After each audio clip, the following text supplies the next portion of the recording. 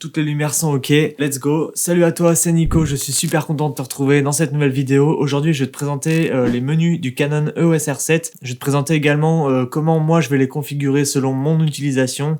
Sache que dépendant de ton utilisation, forcément tu vas avoir des configurations, des setups un peu différents des miens. Donc c'est pas très grave, mais le but de cette vidéo aujourd'hui, c'est vraiment de te présenter les menus, ce qui est possible de faire, comment les configurer, tout ça. Donc on va commencer sans plus tarder. J'ai ici mon moniteur externe qui est juste là. Donc je vais souvent regarder mon moniteur justement pour me référer à ça parce que c'est le seul moyen que j'ai de voir les menus. Je les aurai pas disponibles sur ma caméra directement mais que sur mon moniteur, donc je vais pas souvent regarder la caméra. Alors j'ai pas re-réglé en mode usine, je vais juste te présenter les menus. Alors là je suis en mode photo et en mode manuel. Donc ça c'est vraiment très important, je vais te présenter ça vraiment comme moi je le configure, comme moi je l'utilise. Donc là ici dans ce menu on a le choix entre le premier trait qui est le format JPEG, donc ça va être le L ou HEIF aussi.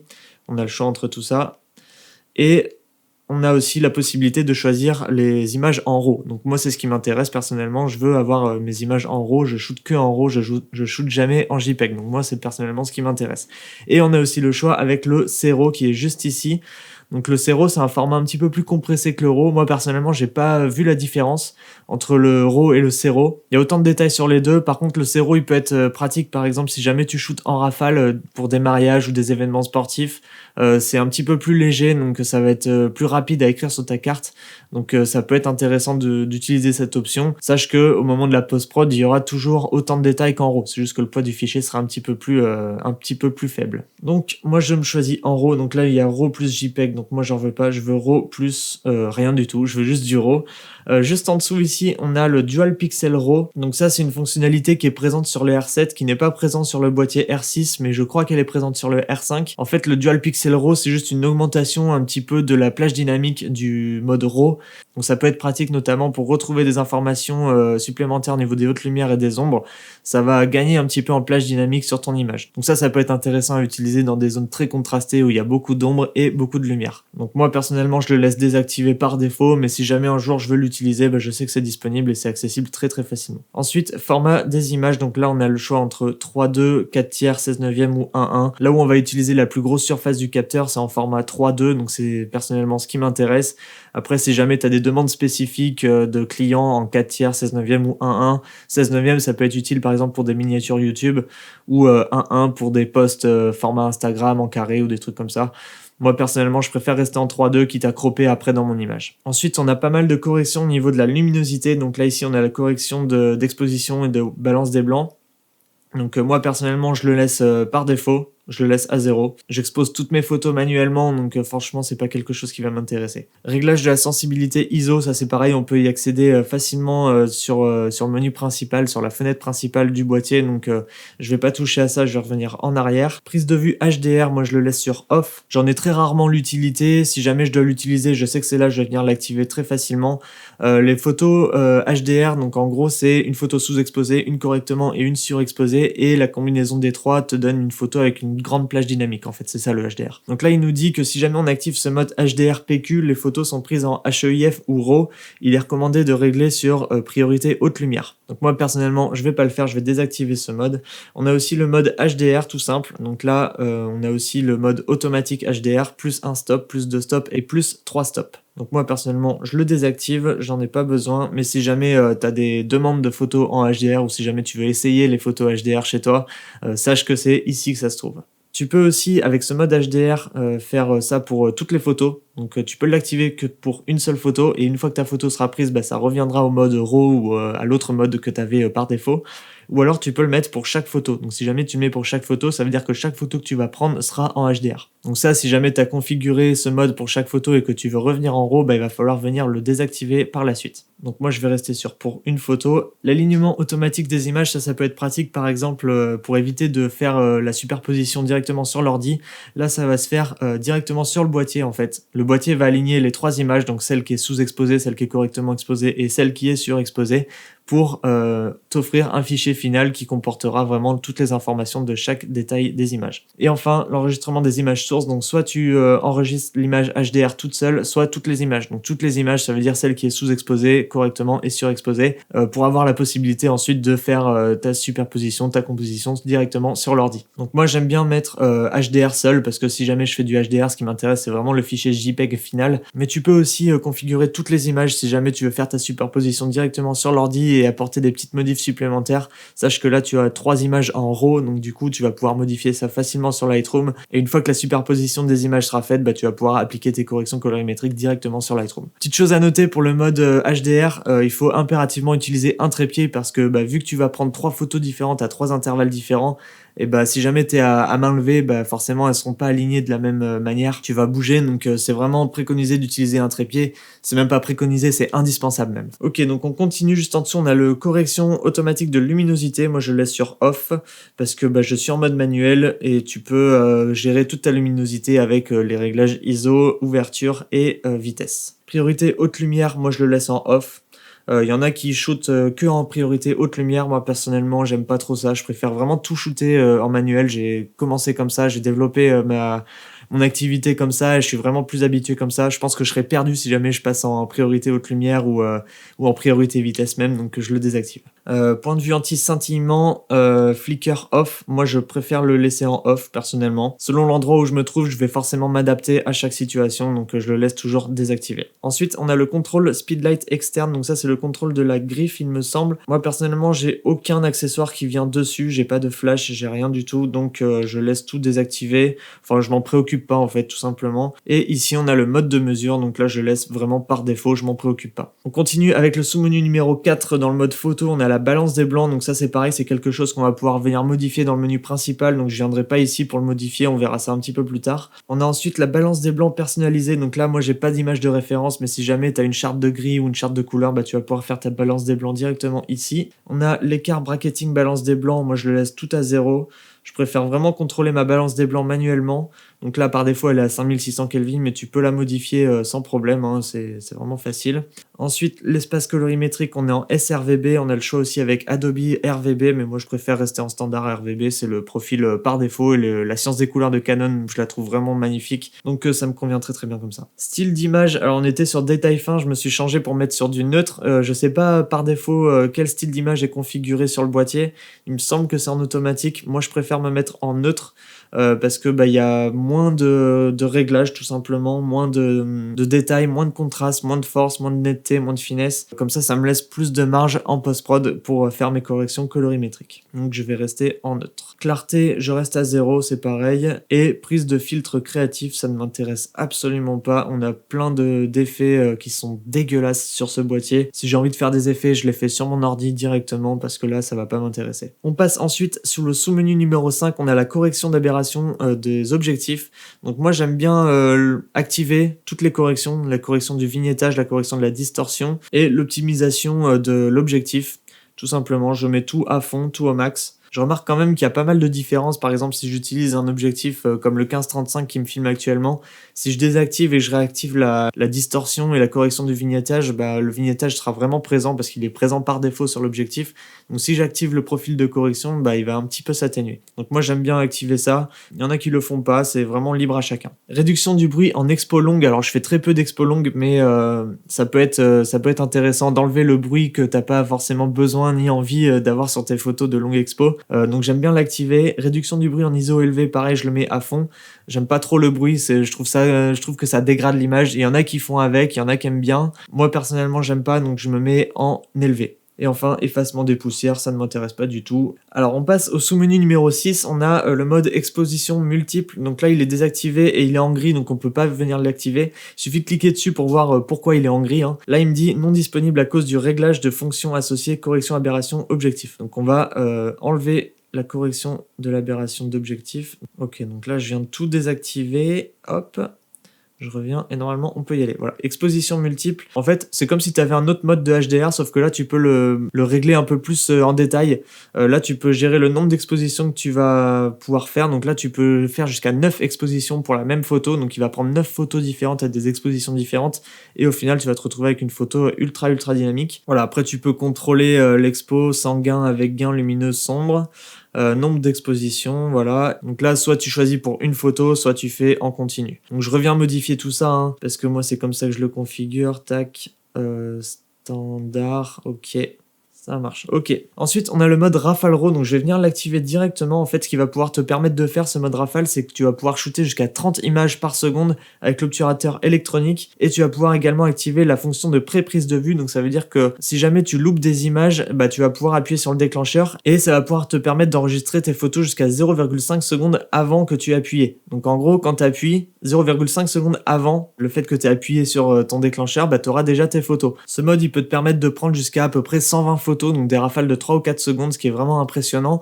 Tu peux avoir tous les détails d'une scène précise, par exemple un envol d'oiseau, un sportif qui fait une action précise, vraiment des scènes qui vont très très vite. Ça, c'est vraiment possible de le faire grâce à ce mode. Donc je vais venir le redésactiver. Donc il y a une chose à préciser en plus dont j'ai pas abordé lors de ma précédente vidéo sur la présentation du R7, c'est que quand tu shootes en mode Rafale RAW, soit tu peux extraire tes photos directement sur le boîtier, donc ça j'en ai parlé, mais également tu peux les extraire sur le logiciel directement sur ton ordi. Il existe un logiciel développé par Canon, ça s'appelle Digital Professional Photo 4, je crois, je sais pas, un truc comme ça. Sur ce logiciel-là, tu vas pouvoir exporter directement tes photos en RAW prises avec le mode Rafale RAW. Donc tu peux les choisir une par une, et une fois que tu les enregistres en RAW et tu les redéveloppes sur Lightroom. Alors c'est peut-être une étape supplémentaire, mais au moins tu choisis vraiment les bonnes photos, et le reste tu peux tout jeter à la poubelle parce que le reste des rafales ça va pas te servir. On continue avec le sous-menu numéro 7. Donc là on a le mode d'acquisition, on a le mode Rafale Plus, on a le mode vue par vue, donc photo individuelle. On a le mode haute vitesse en rafale, on a le mode basse vitesse en rafale.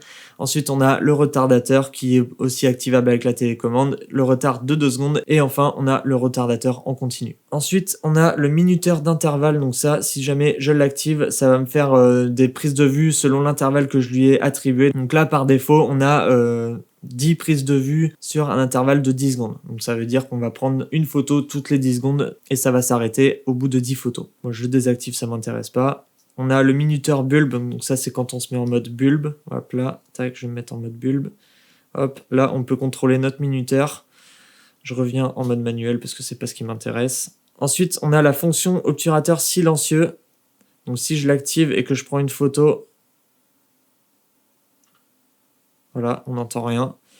Si je le désactive et qu'on prend une photo, voilà, là on a entendu, donc c'est un mode qu'on peut venir activer ou désactiver si jamais on n'aime pas entendre le bruit de l'obturateur, ce que je peux comprendre parfois. On a le mode de l'obturation ensuite, donc là on a le mécanique, premier rideau électronique ou électronique.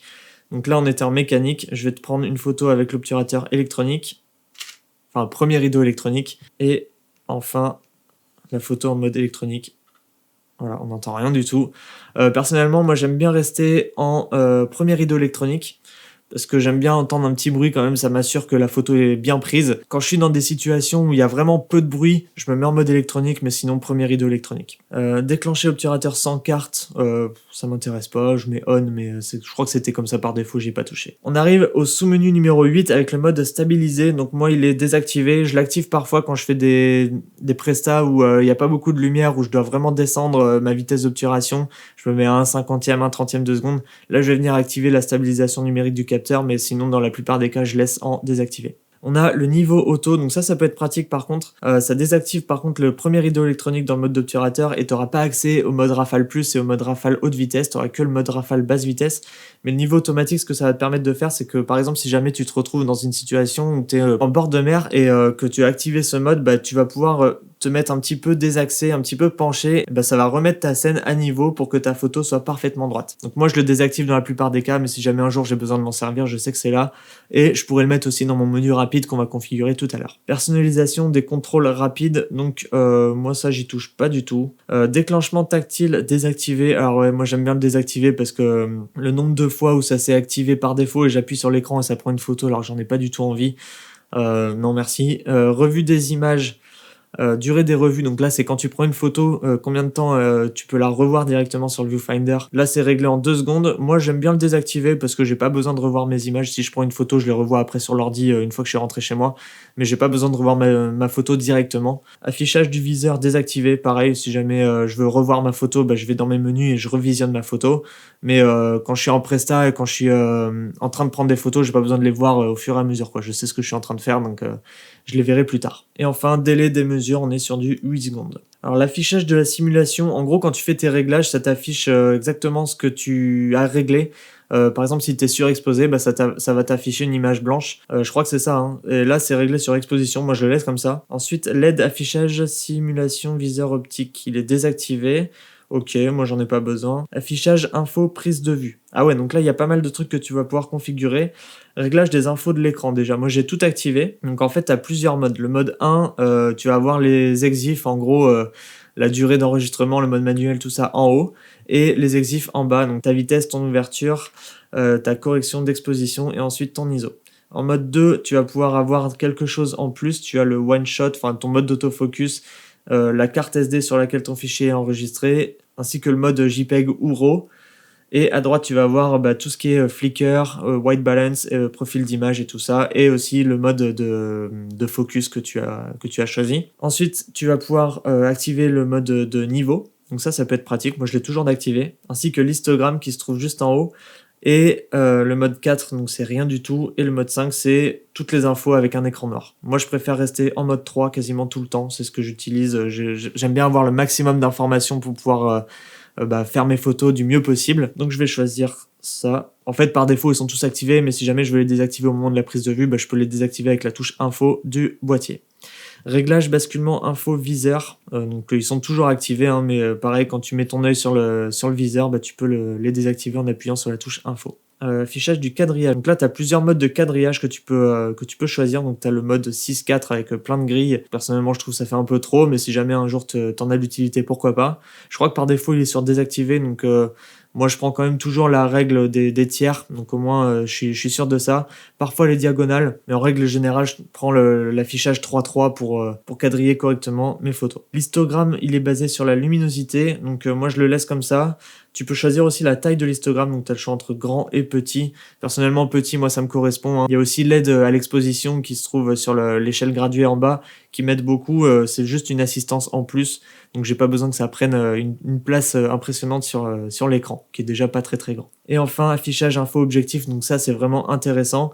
Donc l'affichage de distance mise au point, ça c'est quelque chose qui est présent par contre sur le R6 que j'ai toujours d'activer. L'unité de mesure en mètres parce que j'ai pas envie de savoir compter en pieds, ça m'intéresse pas du tout. Et l'affichage de la distance focale, donc ça c'est vraiment hyper intéressant, c'est cool à avoir parce que par exemple quand tu utilises un objectif avec un zoom, que tu te trouves à 24, 35, 50 ou 70 mm, ça change forcément, donc c'est bien d'avoir des repères à ce niveau-là. Donc moi je vais le laisser activer en permanence. Même si j'utilise des focales fixes, il est toujours activé. Voilà, donc là on est quasiment sur la fin de notre premier menu photo. On a le choix aussi de tout réinitialiser, donc tout mettre par défaut en mode usine, comme on dit. Et je vais passer au sous-menu numéro 10 qui concerne un petit peu les réglages pour la vidéo. Donc là je vais pas m'attarder là-dessus, on le verra un petit peu plus tard parce qu'il y a pas mal de trucs qu'on peut configurer dans le menu vidéo. Là c'est le menu photo, donc ça va pas me concerner. On passe en mode autofocus, donc là je me suis réglé en manuel, donc là je vais switcher. Voilà, je passe en mode autofocus, donc là par défaut, je suis en cerveau tout le temps, j'utilise tout le temps ce mode-là. La zone d'autofocus à couvrir, moi j'utilise élargir zone AF autour. Comme ça, j'utilise mon joystick et puis je peux le diriger sur mon écran par rapport à mon sujet. Suivi du sujet,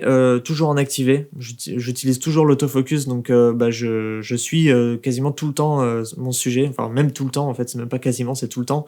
Sujet à détecter, donc là je suis sur personne par défaut parce que je viens d'une presta où j'ai filmé des gens. Après, tu peux le régler sur animaux, véhicules ou aucun. Alors, aucun, je trouve qu'il n'y a pas forcément d'intérêt à l'utiliser, il est quand même assez complet et polyvalent dans ces modes-là. Donc selon la situation dans laquelle tu te trouves, tu peux changer ton sujet à détecter. Ensuite, on a la détection de l'œil, donc moi je l'active toujours par défaut, c'est vraiment ça qu'on vient chercher chez un sujet, c'est vraiment son œil. Donc ensuite, changement de sujet suivi, donc là tu as le choix entre un sujet, 2 sujets ou 0. Moi j'aime bien le laisser sur 1 parce que en général quand je suis un sujet, ça va essayer de traquer vraiment ce sujet-là. Si jamais je lui dis de suivre 2 sujets, il va peut-être un peu perdre en capacité, donc je laisse sur un sujet. Ensuite, on passe sur AF Cerveau, donc là on a un menu spécial carrément sur AF Cerveau. Donc soit tu le laisses en automatique, auquel cas il va s'adapter en fonction du suivi du mouvement du sujet, soit tu peux le mettre en case 4, donc en fait tu as 4 cases différentes. Donc là c'est pour les sujets qui accélèrent ou qui ralentissent subitement. Donc en fait tu vas pouvoir l'optimiser sur le suivi de sujets qui accélèrent et qui ralentissent subitement. Tu peux modifier aussi la sensibilité et l'accélération et ralenti. Moi personnellement j'ai jamais utilisé encore ce mode, ça peut être intéressant à tester par contre. On a la case 3, mise au point immédiate sur sujet entrant sur collimateur autofocus. Donc là c'est pareil, tu peux régler la sensibilité et le suivi d'accélération ralenti. On a la case 2, continuer à suivre le sujet en ignorant durant les obstacles. Et pareil, tu peux régler la sensibilité également. Et la case 1, c'est un réglage polyvalent et versatile que tu peux régler également. Tu peux régler la sensibilité du suivi et l'accélération ralentie. Au départ, j'utilisais un petit peu celui-là et je me suis dit, ouais, je vais passer en automatique, comme ça il va s'adapter vraiment en fonction du sujet. Mes prestats changent assez souvent, donc j'ai envie de faire confiance quand même à l'autofocus qui est quand même très très polyvalent et très puissant sur ce boîtier. Ensuite, on passe au sous-menu numéro 3 de l'autofocus. Donc là, on est en priorité déclenchement AF One Shot. J'ai envie de laisser comme ça. En fait, ce mode, ça va pouvoir te permettre de déclencher uniquement ta photo si ton sujet est net. Si jamais je change de priorité, et là c'est priorité au déclenchement, en fait, dès que tu vas appuyer sur ton déclencheur, il va prendre la photo. Peu importe si ton sujet est net ou pas, il va prendre la photo quoi qu'il arrive. Tandis que si je me mets en priorité mise au point, le boîtier va attendre que la mise au point soit effectuée sur ton sujet pour prendre la photo. Donc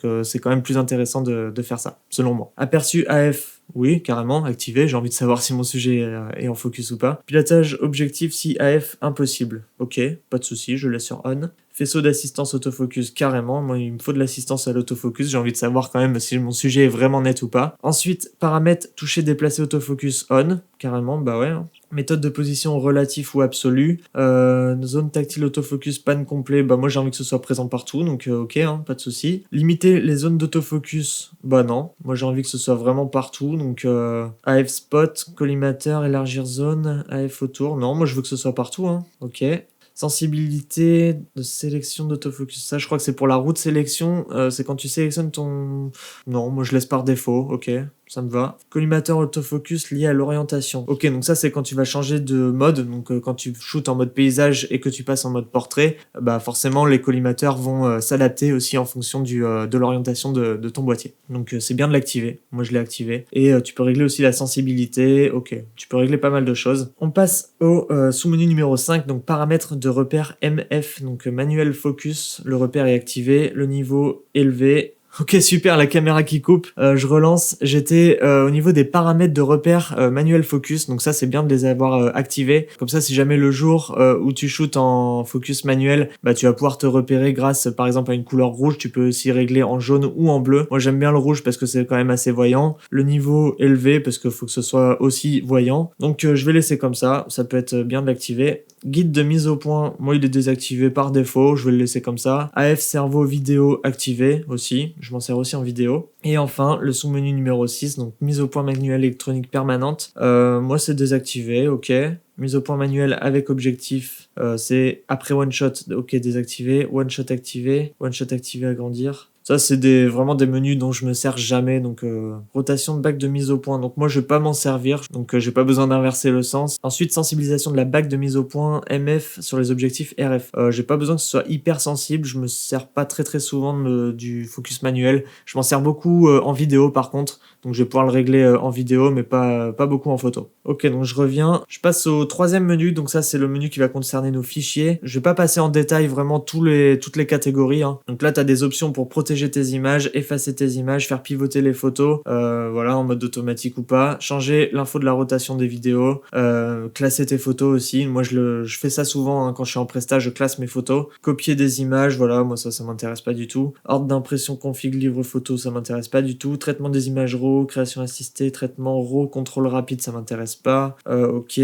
Je passe rapidement à recadrer. Conversion HEIF JPEG, ça m'intéresse pas du tout. Diaporama, régler critères. Non, ça m'intéresse pas du tout. À la limite, celui-ci, quand tu fais défiler des images avec la molette, quand tu fais des sauts d'images, tu peux régler combien d'images tu fais sauter quand tu navigues dans ton menu de visionnage de photos. Mais à part ça, je vois pas ce qu'on peut configurer d'autre. Et encore, celui-là, il est par défaut, il est très bien comme ça. Ensuite, le sous-menu numéro 6, donc là, alerte surexposition. L'alerte de surexposition, moi personnellement, c'est désactivé parce que j'ai déjà pris ma photo juste avant avec les aides à l'exposition justement pour pas me retrouver surex ou sous-ex. Affichage collimateur autofocus désactivé, ok. Ça c'est quand tu visionnes dans tes photos, c'est pas à la prise de vue. Ça c'est vraiment que quand tu visionnes tes photos, donc ça sert à rien d'activer tout ça parce que ça va mettre des artefacts un petit peu que t'as pas envie en fait d'avoir sur tes photos. Donc voilà, moi je laisse tout désactiver, ok. On passe ensuite au menu de connexion, donc là tu vas pouvoir te connecter en Wi-Fi ou en Bluetooth. Tu peux passer ton appareil en mode avion, tu peux vas le connecter en Wi-Fi, comme je l'ai dit, en Bluetooth. Tu peux changer ton pseudo aussi, tu peux mettre par exemple le nom de ta boîte de prod ou ton nom d'artiste, peu importe. Réglage dispositif GPS, ça m'intéresse pas. Et enfin, réinitialiser les réglages, ça m'intéresse pas parce que j'ai rien configuré. Ok, donc là on continue cette vidéo avec le menu de la clé à molette. En fait, c'est un menu réglage, je sais pas trop comment on va l'appeler. Je l'appelle le menu clé à molette. En tout premier lieu, on a la sélection de fonctions d'enregistrement plus carte dossier. En fait, c'est ici qu'on va pouvoir assigner sur quelle carte on enregistre nos fichiers et comment on les enregistre également. Soit tu les enregistres chacun sur une carte différente, par exemple tu auras les photos sur une carte et les vidéos sur une autre, soit tu peux désactiver l'enregistrement séparé, auquel cas tu vas pouvoir avoir des options d'enregistrement pour les photos et pour les vidéos, donc tu peux faire des backups directement à la prise de vue, ce qui fait que ça va enregistrer tout en doublon. Donc le désavantage de ça, c'est que ça va bouffer énormément de place, mais si tu as d'autres cartes SD, tu vas pouvoir les changer, comme ça tu es sûr d'avoir tout en doublon à chaque fois. Et l'avantage dans tout ça aussi, c'est que si jamais tu as une des deux cartes qui crame, tu vas pouvoir sauver tous tes fichiers quand même parce qu'ils seront enregistrés sur la deuxième carte. Donc moi, ça c'est quelque chose que je fais impérativement sur toutes mes prestations, j'enregistre tout en doublon. Comme ça, une fois que j'arrive chez moi, je fous tous mes fichiers sur mon ordi et une fois que tout est sécurisé, j'ai fait mon backup sur mon NAS, je peux supprimer le backup que j'ai sur ma carte SD supplémentaire. Donc pour configurer ça, il suffit de faire enregistrement multimédia, hop là, enregistrement multimédia, comme ça tu es sûr d'avoir fait des photos sur les deux cartes SD. Et là tu vois lors de ta prise de vue sur l'écran, il y a écrit RAW 1 et RAW 2, ça veut dire que toutes tes photos seront enregistrées à la fois sur la carte numéro 1 et sur la carte numéro 2. Ensuite, numéro des fichiers en continu, ouais, la numérotation elle change pas, de toute façon je vois pas pourquoi on va changer ça. Tu peux changer le nom des fichiers également, donc là c'est en 5E, 5A, je sais pas si c'est réglé comme ça par défaut. Tu peux mettre ce que tu veux, tu peux mettre image, image plus taille de l'image, moi j'ai mis 5E, 5A, je sais pas si c'est réglé comme ça par défaut, enfin je pense que c'est réglé comme ça par défaut parce que je l'ai pas changé. Formater la carte, donc moi je le fais directement sur le PC, donc ça sert à rien de le faire ici. Rotation automatique, moi je mets oui. Ajustement d'infos de rotation activé, ok. Date, heure et zone, donc ça c'est quelque chose que tu vas devoir configurer au premier allumage de ton appareil, donc je pense que c'est déjà fait. Moi il est pas 13h24, il est midi 24, donc je vais le régler. C'est important parce qu'en fait tes fichiers ils vont avoir le nom de ça quoi. Donc comment on règle? Hop, non, hop, tac. Non, il est midi 24 et 32 secondes, ouais, à peu près. L'heure de Paris, ok. Ensuite, on a le choix de la langue, on a le choix du système vidéo, donc ça peut être intéressant par exemple si jamais tu veux passer en NTSC, donc tu as PAL et NTSC. Le PAL, je rappelle, c'est pour avoir les cadences d'image 25 et 50 images par seconde, et le NTSC, c'est pour avoir les cadences américaines, on va dire, donc 24, 30 et 60 images par seconde, et en ralenti, en PAL, tu seras à 100 images secondes, et en NTSC, tu seras à 120 images secondes. Donc par défaut, il me semble que c'est réglé sur PAL, mais si jamais tu as des prestations à faire pour des clients, pour Instagram, je sais que Instagram, il préconise le 30 images par seconde, dans ces cas-là, je vais pouvoir passer en NTSC et faire toutes mes prises de vue en 30 images par seconde minimum. Taille du texte, moi je le laisse en petit. Guide mode activé, je sais même pas ce que c'est. Signal sonore désactivé, j'ai horreur quand il y a du bruit qui vient d'un appareil comme ça fait cheap un petit peu, enfin je désactive tout ça. Casque, ici tu vas pouvoir régler le volume du casque et la surveillance audio. Mode écho, il est désactivé par défaut, tu peux l'activer si tu en as envie. Ensuite, on passe à l'affichage écran plus viseur. Donc moi je l'ai mis en auto 2, donc c'est le basculement auto, si jamais je mets mon œil sur le viseur, ça m'affichait directement les exifs, enfin tout ce que j'ai besoin de voir directement sur le viseur, sinon c'est sur l'écran. Si jamais tu veux désactiver l'affichage viseur, donc en fait quand tu passes ton doigt devant, parfois ça peut être chiant que l'écran s'éteigne et qu'il y ait uniquement le viseur qui s'allume. Je sais que ça peut être contraignant, donc tu peux passer en écran seulement, auquel cas ton viseur sera entièrement désactivé en fait. Voilà, donc moi je passe en basculement auto parce que j'aime bien quand même prendre des photos directement sur le viseur. Luminosité de l'écran, voilà, tu peux la régler facilement, c'est ici. Luminosité du viseur, c'est pareil, moi je l'ai laissé en automatique, c'est très bien comme ça. La teinte de couleur écran plus viseur, alors t'as le choix entre plusieurs teintes, t'as teinte chaude, standard, teinte froide et froide 2, moi je le laisse en standard, c'est vraiment bien. Réglage précis, teinte couleur viseur, pareil là tu peux régler un petit peu ton vert, ton bleu, et tes magenta et tes rouges. Personnellement moi je le fais pas, donc voilà. Agrandissement UI, ok d'accord, c'est pour agrandir le menu, ok, moi je l'ai désactivé. Résolution HDMI auto, ouais, c'est très bien comme ça. On continue, on passe aux commandes tactiles, donc moi je les ai laissées en standard, tu peux aussi les désactiver ou les passer en sensible. Désactiver, je vois pas trop l'utilité parce que c'est quand même pratique de pouvoir naviguer directement sans avoir à tripoter toutes les molettes et tout. Tu peux accéder par exemple à l'ouverture, à la vitesse d'obturation, hop, tac, tactile, ça se fait très très facilement. Donc je le laisse en standard. Sensible, c'est un petit peu trop précis pour le coup, donc je le laisse en standard. Verrouillage multifonction, molette principale, tout ça, je le laisse comme c'est de base. bac de commande, à savoir que sur les objectifs RF, ici tu as des bacs de commande, je sais pas si tu vois très bien, tu as des bacs de commande qui se trouvent juste ici. En fait, tu peux assigner des commandes directement sur ces bacs, sur les objectifs RF. Mon boîtier, le R6, il me semble que j'ai réglé l'ouverture directement sur cette bac de commande, ce qui fait que quand il y a des changements de luminosité et que je dois pas changer mon ISO et que je dois pas changer ma vitesse d'obturation, je peux changer mon ouverture et je peux le faire très facilement en touchant cette bague. Voilà, donc après tu as d'autres contrôles, tu as la molette, forcément tu as toutes les molettes qui sont présentes sur le boîtier que tu vas pouvoir venir contrôler. Obturateur à l'arrêt, ok, quand il est à l'arrêt il est fermé, tu peux aussi le laisser ouvert, c'est mieux de le laisser fermé comme ça protège ton capteur. Nettoyage du capteur, pareil, nettoyage auto à l'extinction, ok, ça me va. Nettoyage immédiat, nettoyer le capteur, non, j'ai pas envie de le faire maintenant. Nettoyage manuel, non plus. Choisir appli de connexion USB. Donc t'as l'appli Canon pour iPhone et t'as importé des photos sur la télécommande. Personnellement, moi je le fais pas du tout parce que j'importe directement mes fichiers avec ma carte SD sur l'ordi, donc ça je suis pas du tout concerné. On passe au sous-menu numéro 6 du menu réglage. Donc là, on peut réinitialiser l'appareil en mode usine. Donc là, t'as les réglages de base ou d'autres réglages. T'as les modes de prise de vue perso, donc les modes C1, C2, C3 qui se trouvent sur la roue de sélection des menus directement en haut du boîtier. Je sais qu'il y a beaucoup de personnes qui utilisent ces modes. Moi, personnellement, je les utilise pas du tout, que ce soit sur le R6 ou le R7, je n'ai jamais utilisé ces modes-là. Je trouve que les configurations du mode manuel me conviennent très très bien, donc j'ai vraiment pas l'utilité d'utiliser ces modes-là. Info batterie, ça peut être intéressant. Là, je vois qu'il me reste 85% restant sur ma batterie. Alors c'est juste dommage qu'on voit pas ça sur l'écran principal, ce serait vraiment intéressant de voir parce que quand ta batterie clignote en rouge, tu peux vraiment avoir un vrai signal d'alerte pour quand la changer. En fait, elle clignote en rouge à partir de 20%, donc 20% jusqu'à 0, ça peut être énorme quand même. Et je pense que ce serait intéressant d'avoir le pourcentage de la batterie directement présent sur l'écran principal. Après, on peut aussi configurer un menu rapide pour accéder à l'autonomie restante facilement. Donc ça, on verra ça tout à l'heure. Là, on a le nombre de déclenchements et la capacité de recharge. Donc ça veut dire que la batterie est encore en super bon état. Info de copyright, donc j'ai pas besoin de ça. URL manuel logiciel, j'ai pas besoin. Logo certification, j'ai pas besoin. Et ici, la version du firmware qu'on a. Donc là, on est sur la version 1.0.1. Donc ça, c'est la première version du R7. Sur le R6, j'ai déjà fait pas mal de vidéos sur les mises à jour de firmware. Donc si jamais ça t'intéresse, je t'invite à les regarder. Elle se trouve à droite ou à gauche, je sais plus. Je crois que c'est là. Elle s'affiche là. Et après, tu as le firmware de l'objectif également. Donc on passe au menu suivant. Ici, c'est un menu où on peut régler les paliers de réglage d'exposition. Donc là, tu peux régler en valeur de 1 tiers ou en valeur de 1 demi. Personnellement, moi, je reste en valeur de 1 tiers, c'est plus précis. On a les incréments de sensibilité ISO. Pareil, c'est en palier de 1 tiers ou en valeur entière. Donc valeur entière, c'est 100, 200, 400, 800. 1 tiers de valeur, c'est 100, 125, tout ça. Enfin, voilà, tu connais quoi.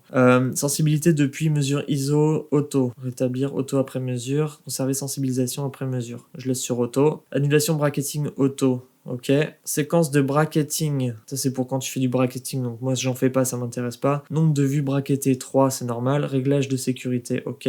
Expo ID pour nouvelle ouverture, non. Il y a beaucoup de menus qui vont pas nous intéresser. Après, si jamais t'as envie que je passe ou que je t'explique en détail chaque menu, je pourrais le faire. Là je te présente vraiment la configuration comme moi je le fais. Donc il y a vraiment des menus que je zappe rapidement parce que ça m'intéresse pas du tout. Régler plage d'ouverture, ça m'intéresse pas du tout. Donc régler la gamme de vitesse, tu peux prendre des photos de 30 secondes d'exposition jusqu'à 1/8 millième avec le premier rideau électronique, avec l'obturateur mécanique, et jusqu'à 1/16 millième avec l'obturateur électronique, donc le mode Rafale RAW dont on a parlé tout à l'heure. Ou alors le mode électronique, tout simplement. Numéro 3, le sens de la molette pour régler le priorité vitesse et le priorité ouverture. M'intéresse pas. Le sens de la bague pour régler, non, ça m'intéresse pas. Basculer pendant prise de vue, ça m'intéresse pas. Personnaliser les touches, ça peut être intéressant de personnaliser les touches. Quand tu fais une mi-course sur le déclencheur, ici, tu vas avoir l'activation de l'autofocus. Donc en général, c'est ce qui est mis par défaut sur les boîtiers. Vaut mieux le laisser comme ça parce que si jamais tu assignes d'autres commandes, tu vas te retrouver un petit peu perdu. Le bouton vidéo, il correspond à l'enregistrement vidéo logique. Le bouton fonction, tu peux assigner des commandes là-dessus. Tu peux assigner la sélection de collimateur par exemple. Tu peux assigner, qu'est-ce que j'aime bien assigner parfois,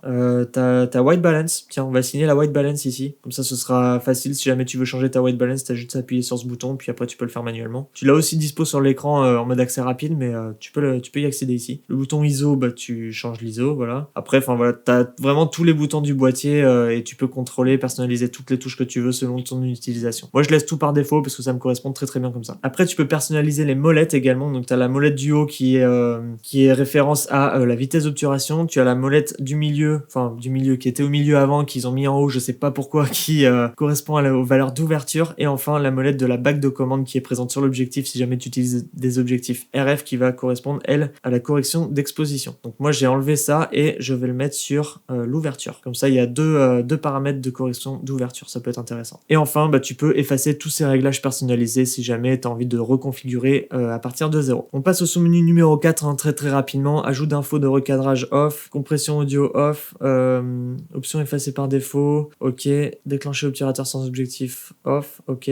Objectif rétracte si extinction. Donc ça veut dire que si jamais j'éteins mon appareil, l'objectif qui est présent dessus va se rétracter. Je le laisse sur on, ok. Et enfin, réinitialiser toutes les fonctions customisation. Donc là, en gros, ce menu, c'est vraiment pour customiser tous tes réglages. Si jamais tu es habitué à bosser d'une certaine manière, tu vas pouvoir adapter ces réglages en fonction des boîtiers, des boutons que tu as disponibles sur ce boîtier. Et enfin, on a un menu étoile. Donc ça, ce menu, tu vas pouvoir configurer un onglet Mon menu. Donc tu vas pouvoir créer ton propre menu. C'est ici qu'on va pouvoir, par exemple, mettre des infos sur la batterie. Par exemple, tu vas pouvoir y accéder beaucoup plus facilement. Donc là, je vais ajouter un onglet My Menu, ok, et je vais le configurer.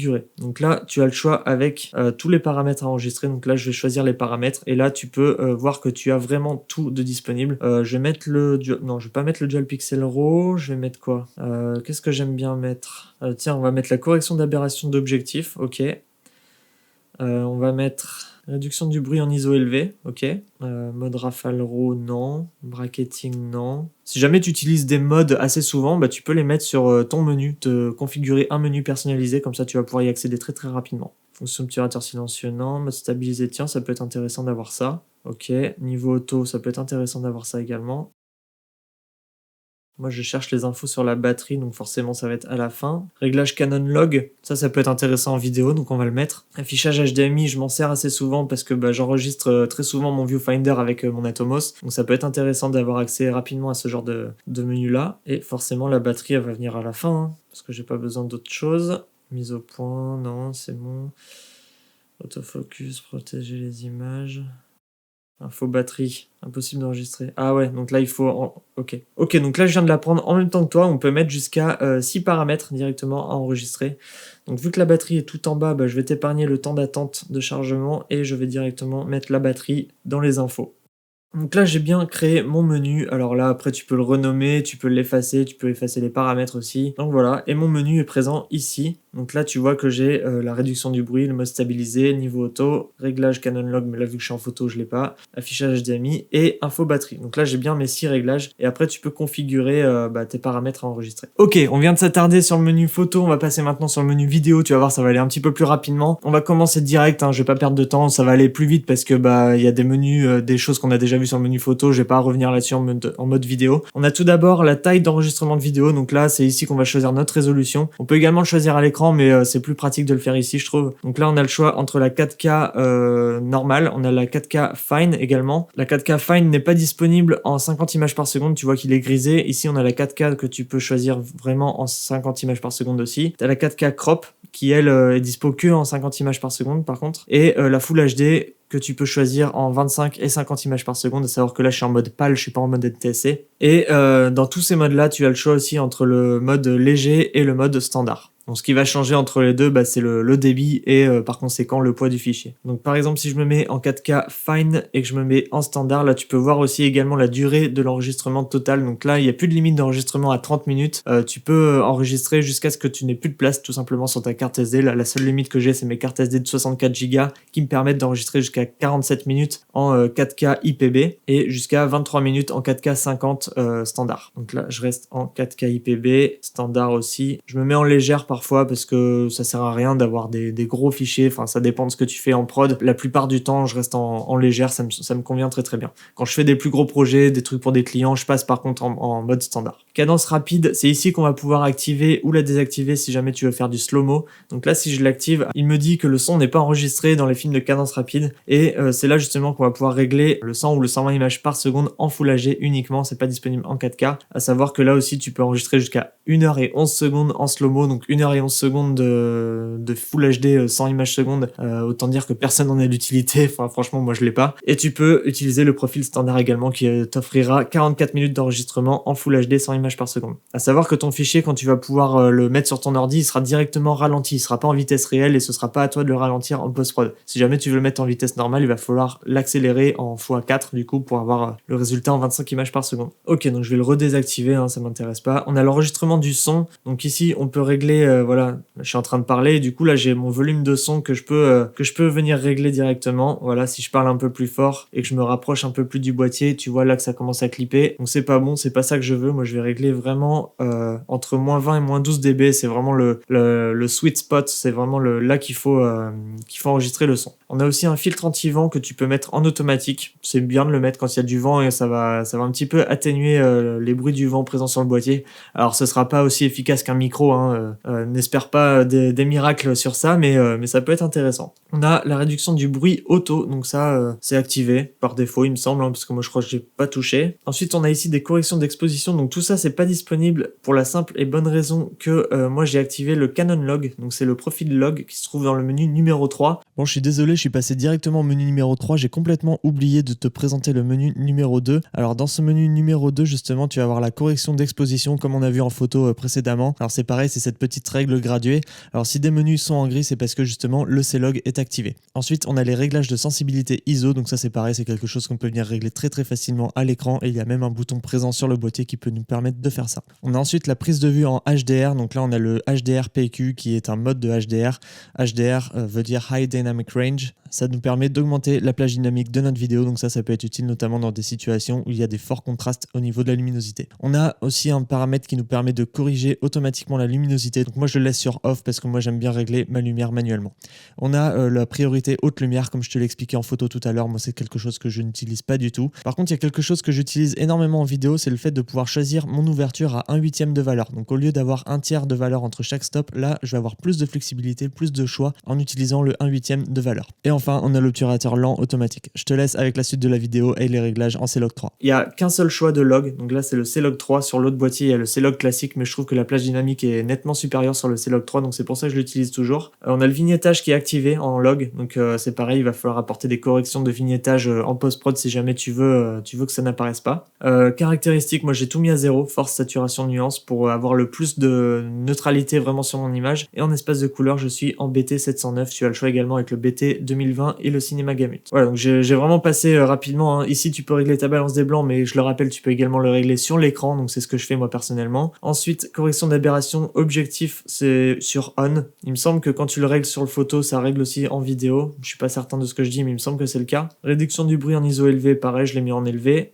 Vidéo timelapse, donc là tu peux l'activer que si tu désactives le log. Tu as la possibilité de faire des vidéos en timelapse, mais par contre le problème, ce sera en profil standard, ce sera pas désaturé, donc tu vas pas pouvoir poster la couleur en post-prod. Tu as un retardateur vidéo que tu peux activer, donc ça veut dire que si tu actives ta vidéo, donc si jamais tu le mets sur 10 secondes, tu appuies sur le déclencheur et ta vidéo se lance 10 secondes après, tu as compris le principe. Tu as la télécommande aussi que tu peux brancher directement sur le boîtier. On a ici le mode stabilisé, donc pareil en photo, il est disponible en vidéo. Là par défaut, il est désactivé, mais on peut l'activer, à savoir que si jamais tu l'actives, il va y avoir un crop supplémentaire sur ton image. Donc ça, c'est important à prendre en compte aussi selon la focale que tu utilises. Moi, je le laisse désactiver parce que j'en ai pas besoin. On a le niveau automatique également, comme en photo. Il va réajuster aussi les variations. Si jamais t'es pas droit, que t'es genre comme ça, et ben le capteur va se remettre droit. Enfin, c'est pas le capteur, c'est l'image qui va se remettre droite directement grâce à ce niveau automatique. Alors, je sais pas trop si ça crop sur l'image. J'imagine que oui, parce que vu qu'il y a des détails autour, je pense qu'il y a un léger crop sur l'image. J'ai pas encore fait les tests pour ça, mais si jamais t'es ok pour que je fasse des tests, je pourrais les faire. Personnalisation des contrôles rapides. Donc ça, c'est modifier la